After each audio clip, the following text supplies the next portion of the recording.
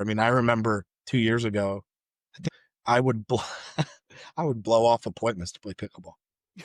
I really did, and I was a Like work appointments? oh, yeah, yeah. Oh, I would wow. cancel them. I was in that phase of I would do anything to get better, and I gotta practice more, and, you know, Mm. when you're in that phase when you play 3 times in 1 day, and that's Yeah. not, like, once a month, that was, like, 3, 4 days a week, 3 Or you're plus. or you're just at the court for hours. Hours. It's like, "Well, when do you work?" "What do you mean? What's work?" Thanks for tuning in to another episode of Pickle Me This. Be sure to subscribe, comment, and like so you'll be notified when new episodes drop every Saturday morning. You definitely don't want to miss them. Also, your support helps other pickleball enthusiasts find us too. Everyone has a story. Welcome to season 2 of Pickle Me This. It's been a nice summer off. I'm your host, Deirdre, and today we're chatting with Evan, a competitive and outgoing player. This is a story about how the game has transformed him as a person, teaching him patience in ways he has never expected. With his wedding coming up in just a few weeks, it's coming up in early October. He's got plenty to celebrate, and we're excited to hear how pickleball has become part of his story. From that nerve wracking first tournament to the life lessons learned on the court and all the memorable moments in between, he's got relatable stories that remind us all why we fell in love with the game. So, welcome, Evan. "Hey, how's everyone doing?" And it's very appropriate, the shirt you're wearing today. Lean back so people can see what it says. The solar guy. That is the shirt or a shirt you always wore for a long time on the courts. That's how everybody describes you. They're like, "Oh, Evan." And they're like, "Who?" And we're like, "The solar guy." Yeah, yeah. So there's two parts to this story, and going back into the tournament side. So I have a really good friend that has the same name as me, Evan, and he is at the professional level. But I remember when he started playing pickleball. He's from another country, and when he came into the area, he started playing pickleball, and he was in my friend group. And I'm a very competitive soccer player. I played in college. I played a little semi-pro, and I still play soccer. And I remember him saying something about pickleball, and I said, "Oh, just another thing that he's going to do," because he's an athletic guy. He's in his mid 50s, and he started playing pickleball, and it kept on going. I'm like, "Yeah, it's just another thing." And he's like, "Evan, you're going to like this more than soccer." He ended up playing, coming on my soccer team and playing for a little bit. But I mean, we're pretty competitive. So then he dropped off, and he kept on asking me to play. And maybe a year and a half passed. I said, "Okay." He takes me out to a court, and I've really never played a racket sport before, and get out there, and he takes me to the kitchen line, and we start dinking. And I guess he was trying to show me how you're supposed to play pickleball, but I was like, this is the most boring, stupidest thing I've ever done. And I did it with him for maybe an hour just to appease him, and then I never played again. And he's playing and playing and playing, and then I hear one day he's going to a Moneyball tournament. I'm like, what are you talking about? He goes, I think, to Arizona, and goes and wins this single Moneyball tournament. I'm like, if he can do this, I can do this. So I ended up playing with just a couple friends. I bought paddles online at Amazon. It was $19.98. I got 2 paddles, I got 4 balls, and I got a bag. And this is before the craze, I think, because I don't think you can get it that cheap anymore. But they were, the cheapies. And I played with them, and I played for about 2 months with them. And I remember making fun of everyone that had these $150 to $200 paddles. I'm like, I'll never do that. And 2 months into it, I called my friend Evan and said, "Hey, I want to get serious. Like, can you show me what to do?" So he's like, "Let's get you in a tournament." Okay, I don't even know the rules. I get into a tournament. I start playing in this tournament, and I lose every single game. I didn't know how to serve, and so therefore, if you can't serve the ball in, you can't get a point. And we got crushed. And I was like, "All right, I'm not used to losing in sports because I was a very competitive athletic person." I said, "All right, well, you got to teach me what's going on." So I go out to the courts, and I get pickled. For those who don't know what that means, it means I lost 11-0 by a 70-year-old. Humbling, humbling. I'm like, man, I got to figure this out. And that's when the addiction started. That's when I was playing 2, 3 times a day. This was about a year and a half ago, and I joined Pickles and Play, and I learned how to play. I got in with some good groups, and I learned how to play. I was maybe at like the 3-2 level at the point. Really just learned how to play, got myself up to a 3-5, which is challenging if you're not a racket sport player. Most tennis players can start at that, but I didn't know how to do top spin. I didn't know how to hit the ball. I didn't know how to serve. And it became something that was very hard for me because in the sport of pickleball, athleticism can only take you so far. And I was always used to being so athletic that I could just, It's true. I could cut corners in sports. I mean, I'm 5'9", so I'm not that tall, but I can play basketball, right? But and I could cut corners because I was faster than people. But you get to a level where you can't do that anymore. I don't play basketball anymore. But with pickleball, I tried to cut corners, and I was so fast on the court, and I was moving so much. And my biggest problem was I was moving so much. Mm. So the part of patience was huge because I didn't understand that you have to be patient in pickleball if you want to win. And pickleball in the last year and a half, the patience that in order to get better, and I was playing 2, 3 times a day, I couldn't understand what that meant. And I'm in my late 40s now. I've been a business owner. I've been told I need to be more patient, and nothing until this day has taught me the patience that I've learned today, all through pickleball, because you do have to be patient. You don't have to hit the ball hard. You do have to hit the ball in the spot that's hardest for the other person uh, to return the ball. It's a game of errors, and it's very different than any other sport. Not to mention how amazing pickleball is, the most social sport I've ever been a part of in my life. In this area, in the Raleigh, Chapel Hill, Durham area, I've been playing soccer for about 6 years. And I have a small core group of my teammates, like 7, that after games we'll go out to get lunch or something. I probably have over 150 new friends from pickleball starting 2 years ago that I either do social events with, don't even just do pickleball with, I drill with. We all play at different courts. There's no such sport that you can play with 3 random people for 15 minutes and then put your paddle into a rack and play with 3 other random people. And you do that enough, you start meeting the whole world. Hmm. And it's, Yes. and then when you start learning this patience and you start playing with newer people, trying to explain it to them is so hard.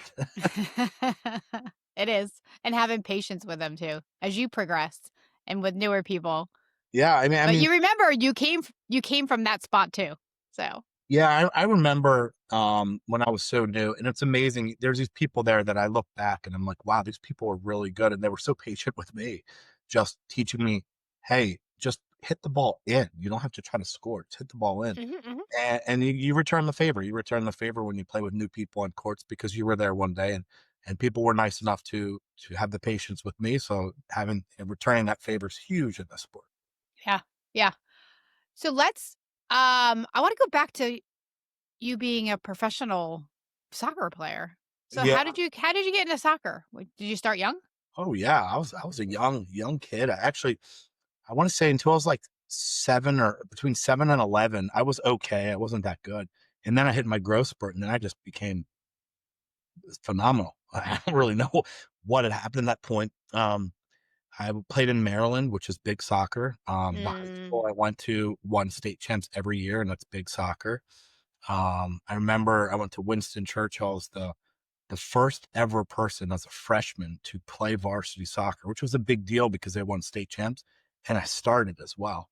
Um, but they changed my position. They changed my position from center mid to defense, and then when I went to college, I went back to center mid. And Oh, now today, I have a severed Achilles, which I still play. Today, I play defense because my speed isn't where it used to be. But they used to call me lightning. You just couldn't catch me on the field. oh, that's amazing. What college did you go to? University of Delaware. Oh, Yeah, yes. it was funny. So I grew up in Maryland, and I wanted to play at University of Maryland. And in-state tuition, it's like the no-brainer. But it was a huge powerhouse soccer school at the time, and every great player from every high school went there. Well, I assumed I'd get a scholarship. I got no scholarship. I went to go Mm. walk on to play soccer there, and I did not make the team. And I was devastated. I was like, "Oh." Mhm. And then from there, I'm like, all right, well, I want to be somewhat close to home. So I went to University of Delaware gave me a partial scholarship, but it's Division 1. It was the worst team in Division 1. I want to say that we tied one game when I was a freshman, and we lost every other game after that. And I wasn't used to that. I'm used to winning every game from the high school I went to, and that was very challenging. Yeah, yeah, but it was That's fun. I awesome. mean, we got to learn at University of Delaware is all turf fields. So I went from playing on all grass fields to turf fields and really learn the wear and tear it does on your knees. Yeah, Oh, wow. it I, was fun. I went to school in New Jersey, Rutgers, and, University of Delaware wasn't that far. And I remember my son played ice hockey for years, and he played all over, and we went to the ice rink at University of Delaware for, like, a tournament once. It's a really cool campus, you know? Interesting you say that. So my roommate's girlfriend was an ice skater, and I didn't know until he was dating her that University of Delaware is known for their ice skating program. Mhm. They have the indoor rink, and most places don't. Yeah. Yeah, they're very cool. So what was going on? Like, so you talked about how your friend introduced you to pickleball. What was going on in your life when pickleball happened? Like, how do you find the time for it? So at the time, I have a solar company, and it was turnkey. I had built it to the point where I didn't have to do much.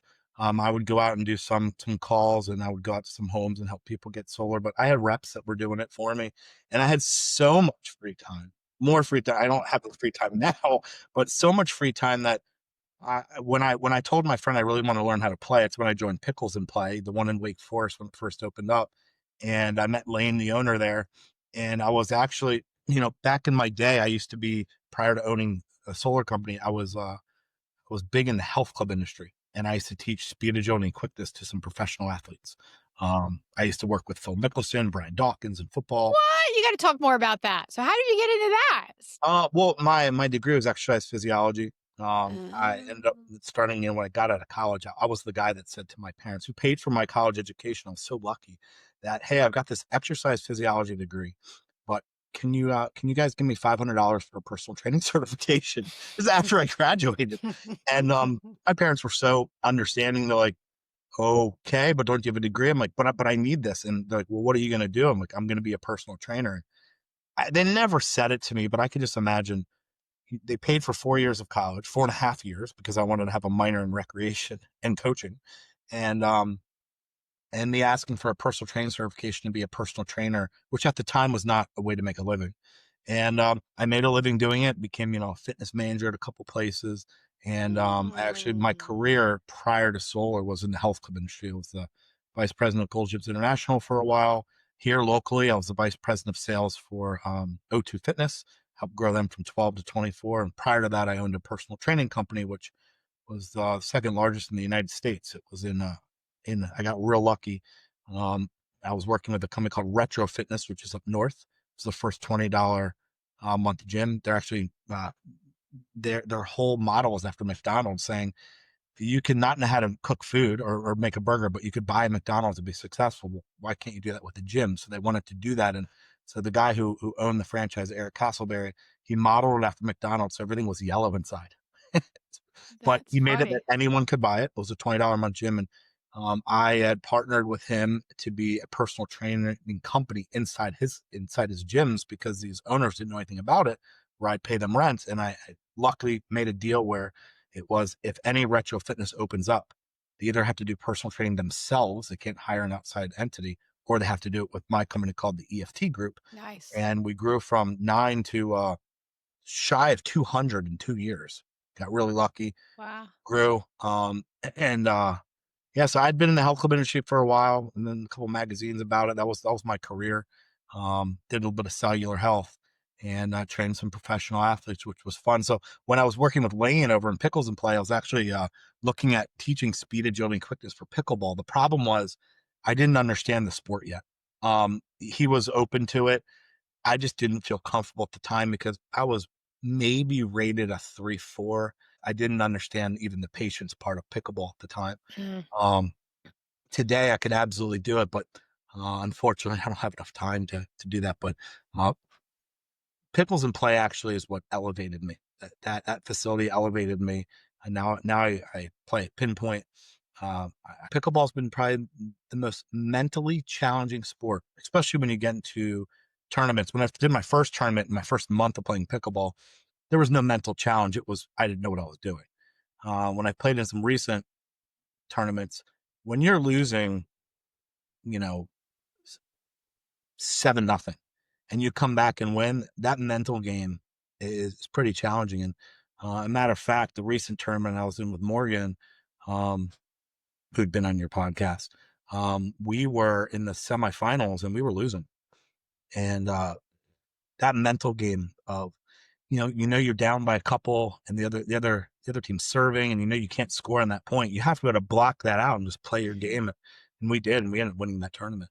Yeah. Um, but that mental, I mean, even playing soccer at such a high level, nothing compares to pickleball at that level. And the interesting thing is, it's the easiest sport in the world for anyone to play. It's like the easiest sport. So people that don't play pickleball don't understand really what I'm talking about, but they will understand anyone can play. It's the easiest sport to play, but it's the hardest sport to master.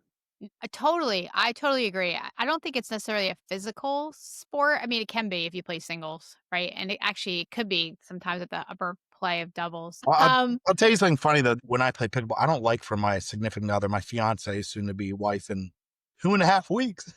Um, she doesn't play pickleball, and I'm okay with it because when I'm playing competitively, I have a hard time with someone making a stupid mistake or not understanding what the shot selection should be and why.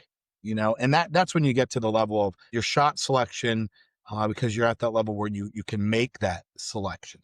You have Mhm. the ability to. Are you going to drop it? Are you going to drive it? When someone makes the wrong shot selection based off what's in front of them, I just want to keep her. I want to keep that away from my significant other. At the same time, it's also my time. It's like what I like to do. But what she doesn't understand to this day is when I say, "Hey, I'm going to go to North Hills to play pickleball," or "I'm going to go to Pinpoint," she goes, "Oh, great. Who are you playing with?" And I say, "I have no idea." She doesn't understand that you can go to a court at any given time, a popular court, and there could be 50 people there that you don't know. And you just take your paddle and you put it in the rack and you play with them. Until you experience that, you don't get it. Because I remember the first time that I went to a court and I was like, are they giving something away here? Why are so many people here? Because comparing it to tennis, you don't Yes. see 40 people waiting to play tennis on a tennis court. But when you go to North Hills, for example, you go there today, right now, probably, you are waiting in line to play a 10-minute game. And you don't get that until you get out on the court and be like, wow, I get it. I Mhm. absolutely get it. Yeah. Oh, totally. That's one of my favorite parts about showing up at rec play, right? It's just I can show up at any time I want. I don't have to pre-plan. If I get stuck at work or stuck doing something else, I can still just show up and not annoy anybody by being late or anything. It's Yeah, kind that's of right. nice. And what other sport, I think about it, like, I remember I said to myself, "I'll never go by myself," because I wasn't confident in playing at the time. But now I'm super confident in playing pickleball. I don't care if it's a new court. I just wanna show up to see who's there, just to play with Yes. people I've never played before, and I don't think there's a sport like that I know of. Yes. Yeah. Yes. And I think in the beginning it is intimidating when you're not really sure how to play and then you throw in that you don't know who you're going to play with and you don't want to disappoint people or have them think of you differently. So yeah, it's definitely once you get more comfortable, it's so easy to drop in. And I then actually like playing with strangers too. I do too, and there's also, like, the organized stuff is cool, like, that's if you wanna get better, I think you do organized, but there's also that, people in pickleball, and I say this to people to get out there and try this, is you you have that when you start playing, you're like, well, I don't have a group to play with. So what am I going to do? And then you don't play. Well, with pickleball, it doesn't matter. You don't have to have a group to play with. You never do. And you'll start making groups. You'll start seeing who you like to play with, and then you'll schedule times with them. But the fear of not having people to play with is a big deal, especially in our social environment today, where do you meet people? Well, hey, guess what? Pickleball. Hmm. Pickleball, Yeah. and it doesn't have to be meet people because you're looking for a significant other. It could just be for networking. I mean, people ask, why do I wear this? I wear this because, one of the things people hate is to be sold something. And I don't have to talk to anyone. I don't have to tell anyone, hey, do you have Duke Electric? Well, do you ever thought about saving money? And I don't have to do that. People come up to me and they say, hey, what does that mean? And I say, what do you think it means? And they're like, we do solar. I'm like, yes. Do you own a home? They say, yes. I'm like, awesome. I say nothing. They're like, well, how much does it cost? I'm like, oh, if you're interested, I'll analyze your bill for you and I'll let you know. And it's a way of saying, hey, I can market to so many people at any given time, but I don't want to be that gnat that's flying around their head, hounding Mhm. about something. Hey, if you're interested and you want me to analyze your bill, it's not a sales pitch. It's send me your Duke bill. I'll analyze it. I'll tell you if it's worth talking about. And people like that approach much better. And I mean, I've got probably like 30 of these. I might have spent less than $500 on my marketing, and that's my marketing. I don't do anything else. That's awesome. I didn't think about it from that aspect. Yeah. So Well, how many things have you gotten from it? How many oh gosh, I mean, at the courts, at the pickleball yeah, courts? at the courts, yeah. So I started doing this about a year and a half ago. I was getting maybe 5 appointments a month. And just to give you an idea, That's I don't pretty I don't good. do more than 10 a month ever, even when I used to pay for all my marketing. I mean, yes, I have a call center and I have that kind of stuff. But it's more personal when you're actually helping someone out as opposed to I have a call center where if someone asks me, it means maybe there were something about solar they want to know about. Mhm. Happy to provide that information. And And then they know you, right? And they see your face and they start trusting you. There is an element of trust it's huge in because any buying process. I Yeah. mean, you know this too. No one did know my name. I stopped wearing it so people would know my name, and I don't need to market it as much as I used to. But I just want to see what happened when I bought the shirts. I even have like athletic ones that are dry fit because I'm playing pickleball when I'm wearing it, and I have ones that say it on the front and the back. I even have my yellow headbands because obviously Oh, I'm tall. yes. It says the solar guy on it, Yep. and I wear them, and people are like, okay. And I'm like, well, you're going to see me here all the time. So no pressure. Most people don't even know what my name is. They just know I'm the solar guy. Mhm. Yep. And I feel like too at pickleball because there's so many people you meet all the time. It's hard to remember everybody's names. At least in the beginning, it is for me. I have to like play with you like 3 or 4 times before I start remembering your name. I'm terrible with names, but I know faces. And then people, when we talk about each other, and in a good way, like not in a bad way, at the courts, and you're referencing somebody, they're like, Who's Evan?" Right? And then I'm like, "Oh, the solar guy." Yeah. Yeah. My neighbor plays at the courts too, and he just always wears the Florida Gators colors, the blue and the orange. So sometimes I'm like Mark, and then it's like which Mark? And I'm like, oh, the blue and orange guy. And then right away, everybody knows exactly who I'm talking about. Well, it's funny, Deidre, because I probably met you the first time, probably didn't know your name, probably at North Hills. Probably. And now we're friends and we see each other all the time. And we've played in an indoor league together. Yes. This is what we're talking about. It's this right here.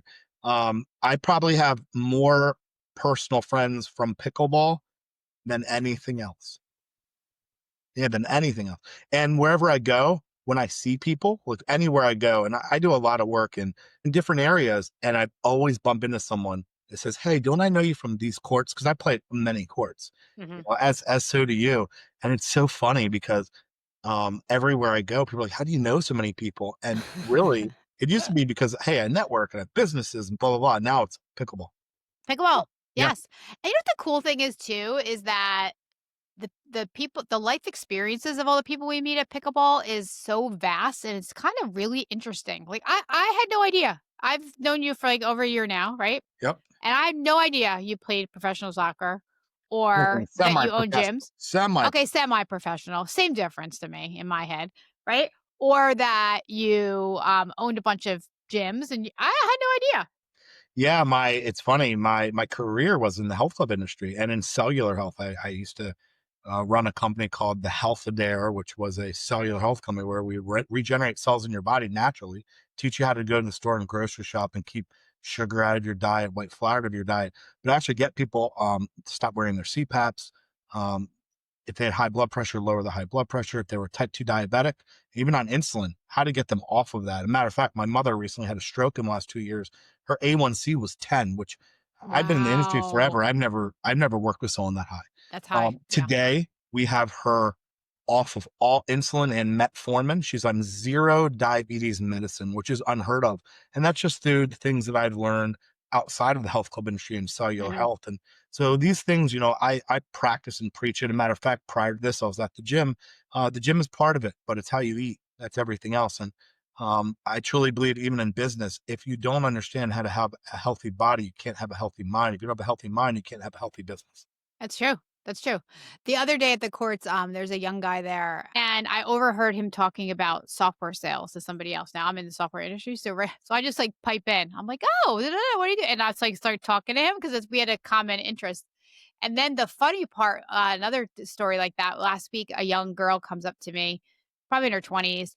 And I say young because I'm old. I'm in my 50s. Well, you know what, Um, Egypt, that's the other part of this sport is that we play with, like, for example, my partner in the last pickleball tournament that I won with was Morgan. Morgan is probably 20 years younger than me, yeah. but there's no other sport where I'm going to have a mixed doubles partner that's 20 years younger than me, or that you're playing open play with someone that's 22 years old. Yes, or you hang out with. Like, I hang out with these people too. Like, I actually go have fun with them too. Also, like the age is not a thing. So the 20-year-old, I just saw her in the courts a couple times. She's like newer, I would say. She comes over to me and she said, "Hey, I hope this doesn't sound weird, but I overheard you talking the other day. It wasn't even the same day about because I had recently gone out in my own do my own software consulting stuff now. So she's like, I heard you say that. I'm just curious, like, how do you go about doing that? So she started asking me a question. I'm like, it's not weird at all. It's totally fine. It's And I funny to love think that these conversations. I've had about 3 different people that I've actually mentored that have just heard me talking, something about real estate, something about business, something about, because I've had a couple of small businesses, and I welcome it. It's great. I wish I knew what I knew now 25 years ago. I wish I Right. knew, about the advantages of an LLC versus a C corp versus an S corp. I wish I Yes. knew that, because it's just not taught to people, and why you have a business bank account and get a DUNS account. Like, people just don't know that kind of stuff. And Hmm. I didn't go to school for business. I just had businesses, and I learned the hard way. And I would love to, I welcome it when people ever hear me talking about it, like, hey, will you help me? I'm like, sure, of course I Yeah. will. Yeah. Yeah.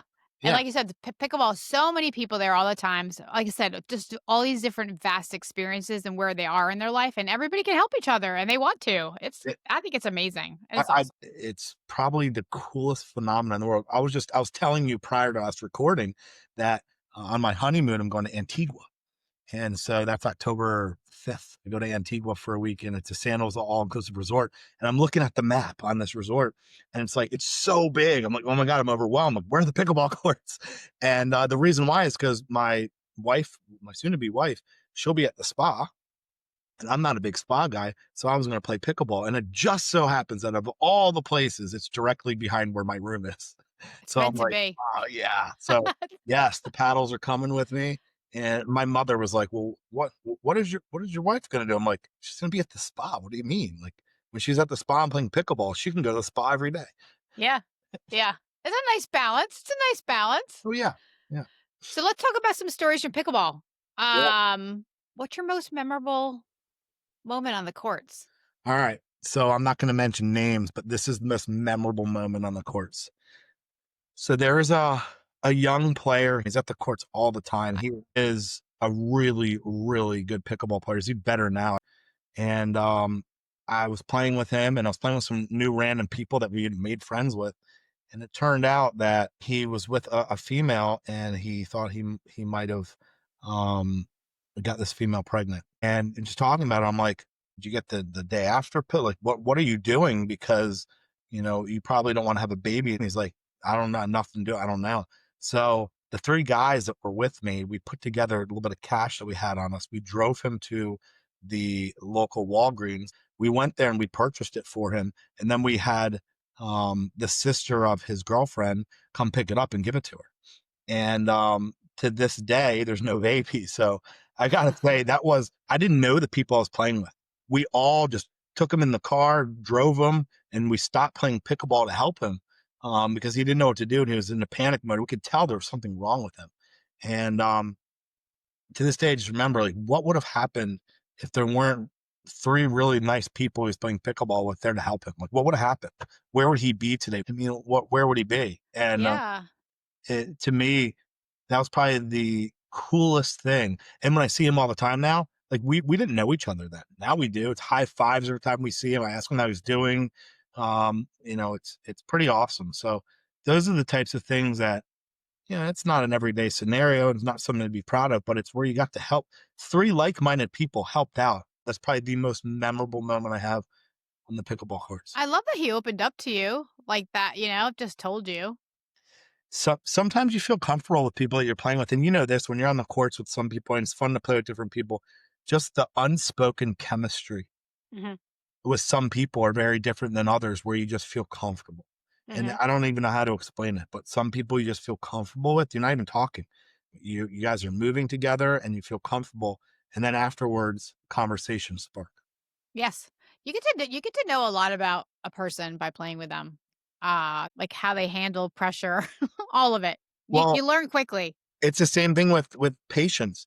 I mean, gosh, I remember I'm trying to get better and I just didn't understand. They're like, Evan, you are all over the court. Why are you? I'm like, because that's my thing. Like I'm fast. So like, you don't need to move so much.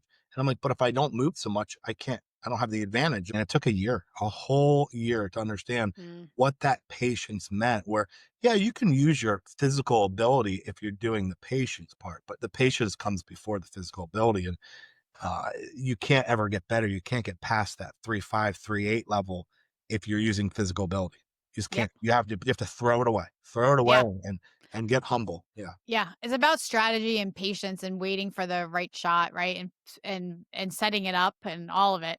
yeah, So yes. yeah. Yeah. It's what's interesting too is when you start getting to a little bit higher level, you start realizing it's not about other people thinking you're good, which everyone is like, oh, I want to think I'm good to try and get the kill shot.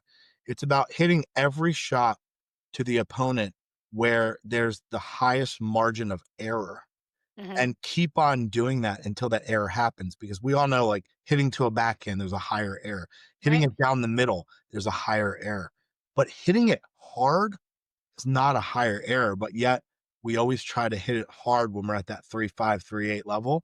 It's Yes. just driving it because playing against another person at the same level, they make a mistake there. But when you play against a higher level person, they don't. It's not about hitting it They don't. hard.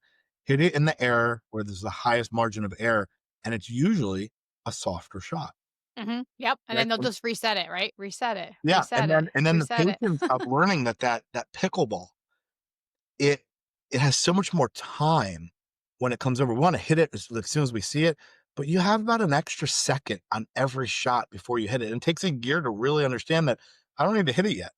I can Right. wait till it's at its apex and start coming down, and you have so much more time than Yep. you think, Yep. and it's so interesting because when you understand it, but then you're physically not doing it, you make lots of mistakes, but you know next time you can get it, and that's the addictive part of pickleball is you do something stupid, like you're going for a slam and you hit it in the net. You know you could have hit it over, and because you hit it in the net is why you come back for more because Yeah. you know you can do it, and it's so addictive.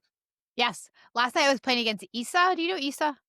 I don't think so. You probably recognize him. I was playing against Issa and Tyler, and Issa has a really good backspin, but the opposite direction that most people. So I'm used to like most spins, and I'm like always going under it.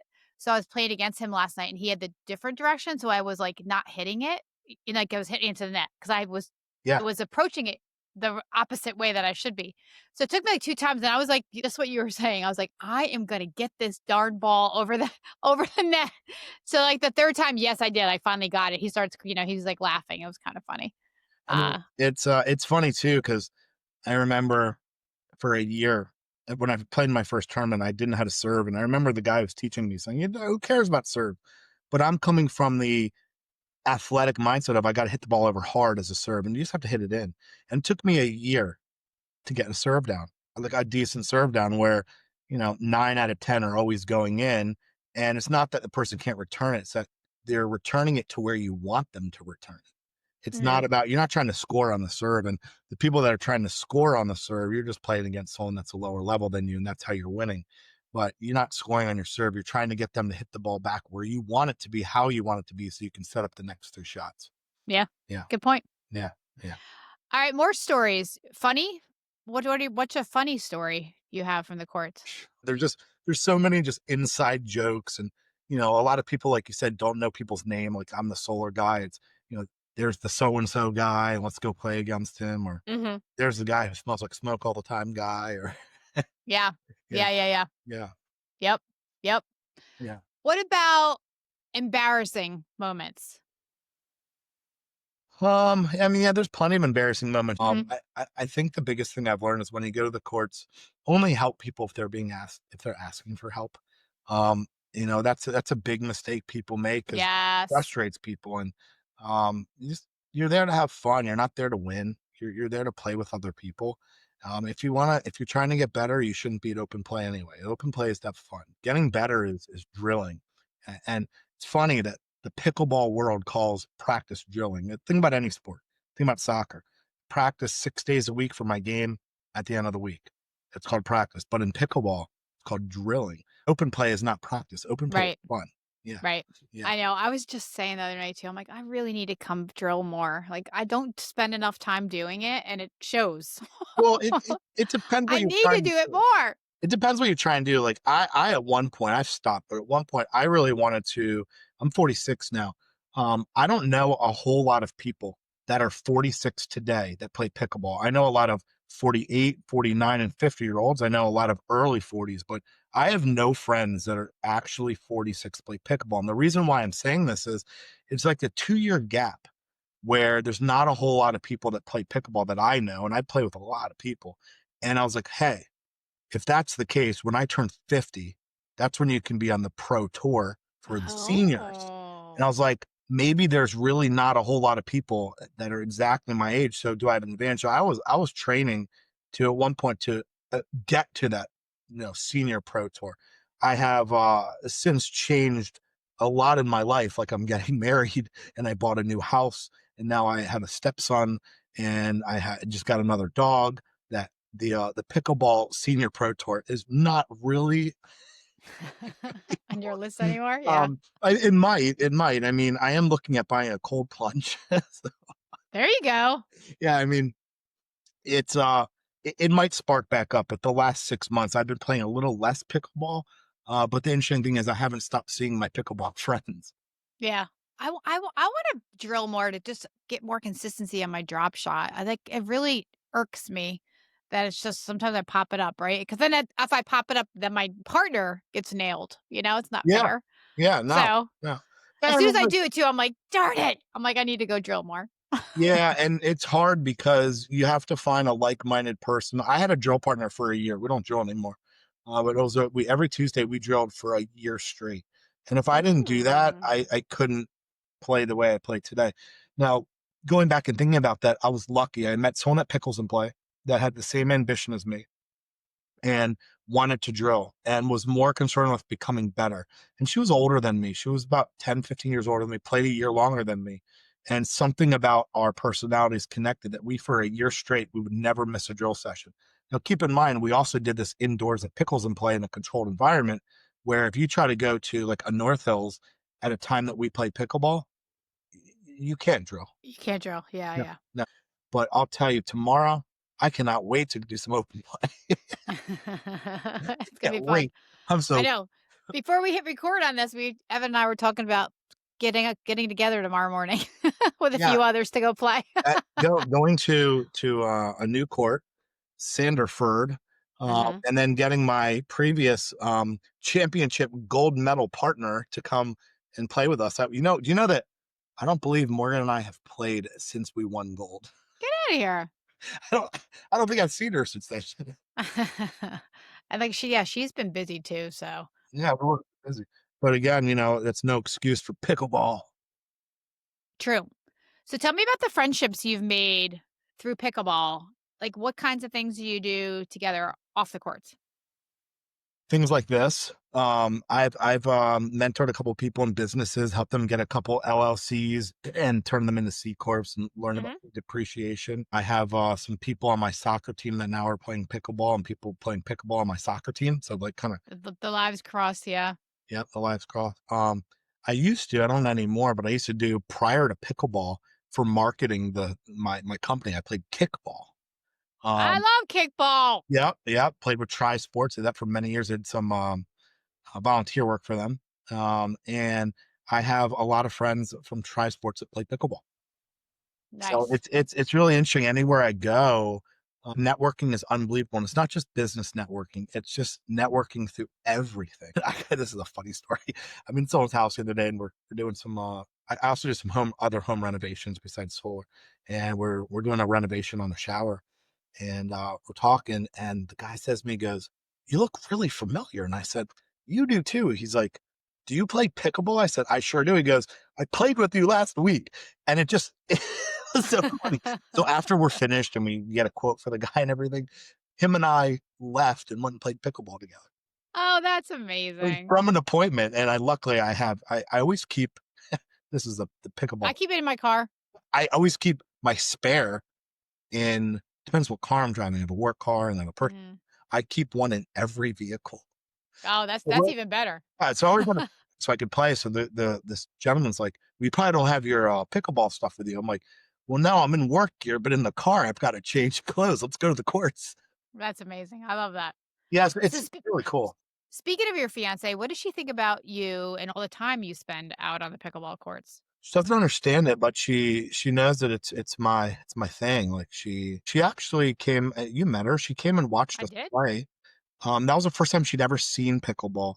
I'd taken her out. I have a tennis court in my neighborhood, and we've hit the, so she, just for her to understand, but she's never played before, so she still doesn't understand it. Everybody has pet peeves on the court. It's like one of my favorite topics for the podcast. What are your pet peeves when playing pickleball? My pet peeve is wrong shot selection, and that's just Mm. yeah. So like Wrong shot selection for yourself or for your partner or my for part your for my partner. Now in open play, I don't care anymore. Because I'm there just to have fun. But if I'm playing and we're playing to, win, or maybe it's just like I'm playing with another, like an organized, force. Mhm. If my player is driving the ball when both of the other players are at the net, maybe a third shot drive because the person's in motion is okay. But if you see the other players are at the net and they're still and you drive the ball, you're setting us up for failure. And so they know Mhm. this. And it just bothers me so much of why that shot. And it's because that's the go-to shot. There's not enough drilling happening. Now, if there's a mistake made where the drop was done wrong, I don't care because it's the right shot selection. But it is my pet peeve when Mhm. people default to the drive for the wrong reason because most people like to drive. It's easy to drive the ball, but there's a place for the drive. The drive is designed when that someone's in motion trying to come up to the net. They're not in a split stance yet. Drive the ball at them. That makes sense. But if they're up Right. there and they're good at the net, and you drive the ball at them, you're putting us in a huge disadvantage. And when Yeah. it happens 2, 3, 4 times in a row, um, yeah, Yeah. that is Yeah. a pet peeve. Yeah. Or the drive to keep them back, right? To keep them back so they can't get to the net. Yeah, the other pet peeve in pickleball is where you have a lot of people that are tennis players and they were up at the net, the other team's back, and they try to do a cut or a slice so that they can't get the ball. It's the wrong play. The reason why is because 50% of the time that goes in the net, right? You just want to keep them back. So hit the ball Mhm. back. Mhm. And when that happens and mistake happens, like, well, shot selection again is wrong. Although, yes, you could probably score the point that way. The chances of that happening, because you never see a professional do it. Never. Right. You'll Right. Right. never Right. see a professional cut it or slice it and put that spin on it that way. If the person is back, keep them back. Because if they do get the ball, like when people do it to me because I'm fast and I get the ball, now you just took me from being all the way back and you welcomed me all the way up front to the net. Exactly. Exactly. I actually find it fascinating when so many people do that too. It Uh, it's usually someone with a tennis background or they don't understand the sport, and that's okay. It's perfectly mhm. fine in open play. Right. But when you start learning, hey, I can just stand at the net and hit it at 50%, but hit it deep, and you're not coming up, you're eventually going to make a mistake. I can do it Right. 5 times, and out of 5 times, you'll probably make a mistake. Or I can try to slice it, and I could either make a mistake because the slice is not easy to do, or I welcome you to the front, and now we're both at the front. Now the whole game has changed where I Right. have the advantage. Right. Yeah, Right. Right. yeah, Yes. All of it. yeah. Um, where do you see you just talked about how your life has changed, right? And why you don't drill so much anymore. Where do you see your pickleball journey going from here? I see it going back to where it was. I see it going back. I mean, uh, I feel like I have to go play right after this, although I have other obligations. And if I cancel them, I'm in deep doo doo. Mhm. But it's not like that hasn't happened before. I mean, I remember 2 years ago, I think it maybe it was a year and a half ago, I would I would blow off appointments to play pickleball. I really did. I mean, I was a, Like work appointments? oh yeah, yeah. Oh, I would wow. cancel them. I was in that phase of I would do anything to get better, and I got to practice more. And you know, Mm. when you're in that phase when you play 3 times in one day, and that's Yeah. not like once a month. That was like 3 4 days a week, three Or you're times. or you're just at the court for hours. Hours. I would play. I would be invited to go play um, at 5 in the morning, and then we'd go play at Lifetime, and then I would play at Pickles and Play at. And this was again a year and a half ago. Around noon, we did like an up the river, down the river. I was in a group, Mhm, and then mhm. in the evening, I'd go do open play over at North Hills. I mean, that was a common thing, and it's like, well, when do you work? I Whatever. don't yeah. Yeah, yeah. What do you mean? What's work? I'm, like, working too much right now, so I'm thinking about really either totally retiring, like, early retiring in January, 'cause my current contract I'm working right now for one of my clients ends at December. So Yeah. I'm like, maybe I just literally don't try to find anything else, and I just stop, because then I'd have lots of time for pickleball, Evan. It would be really nice. I feel like the same thing. I'm working too much right now, I'm working and too I much. really need to get back into drilling. And I just think I found my new drill partner who's gonna retire at the same time I am. And I'm in. I know, I'm like, I'm just so overworking. I don't know. yeah, Had a nice long career. You know, while I'm still young and can do stuff, why not? listen, we get enough people to watch the podcast. People reach out to me. You want me to do analysis on your house? I'll do one a week. That's good enough. That's retirement. Yes.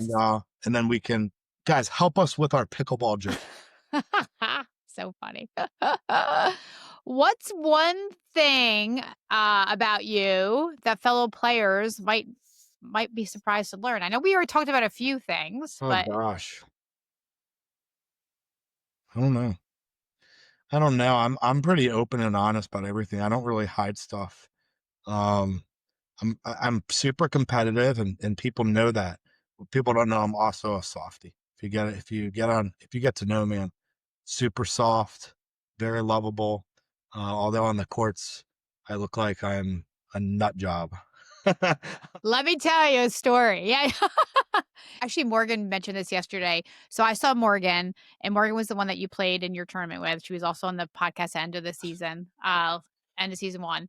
And I saw her and I said, give me something juicy to talk about with Evan on the podcast. She goes, talk about his I forget what she called it. I don't say Energizer Bunny, but you like jump. Like Yeah, you jump in the air, leaps and yeah. bounds. So that is when I have the right chemistry. Like Morgan and I have an unspoken chemistry. That's why we play well together. That we understand each other's space on the court, and when that happens, my athletic ability allows me to poach the ball where most people can't. So if the person hits it 1 inch a little bit off, I can jump on the other side of the court and smash it, and Yep. it throws people off. But Yes. you can only do that if you have the right chemistry with the right person. Yeah.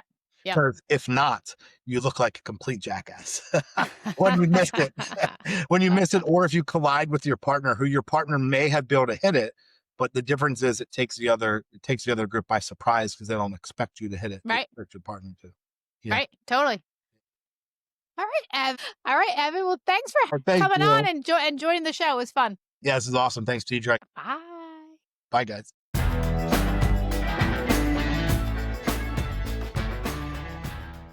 Thanks for tuning in, everyone. We'll see you next time when a new episode drops each Saturday. If you like this episode, be sure to leave us a like, and we'll see you out on the courts. Bye.